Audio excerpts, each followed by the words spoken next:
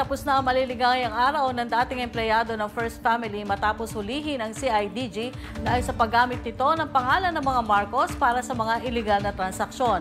Ang buong detalye kukwento sa atin ni Edwin Balasa.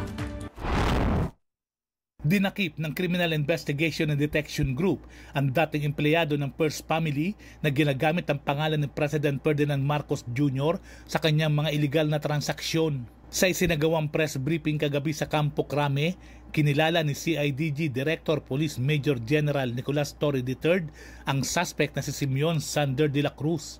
Ito ay natunton sa isang hotel sa Pasay City ng kanyang mga tauhan. Kinumpirma ni Torre na naging private employee ito ng unang pamilya, subalit nang mawala na ang relasyon sa First Family ay pumasok ito sa mga iligal na gawain tulad ng pakikipagtransaksyon sa ilang pribadong individual at sa gobyerno at nangungumisyon na mula 3 hanggang 5% kada transaksyon. Dagdag pa ni Torre na malaki ang kinita ni De La Cruz sa kanyang mga iligal na gawain dahil malalaking transaksyon umano ang pinapasok nito tulad ng mga proyekto sa infrastruktura, kalsada, supplies at iba pa na daan-daang milyon kada proyekto ang kinikita. Modus ni De La Cruz na magpakilalang undersecretary at maayos itong manamit bukod pa sa mga litratong ipinapakita na kasama ang First Family, kaya napapaniwala nito ang mga kausap na nagtatrabaho ito sa pamilya ng presidente. Dahil na rin sa dami ng reklamong natatanggap ng Office of the President laban sa suspect ay nakipag-ugnay na sila sa CIDG upang matoldukan na ang iligal na gawain nito.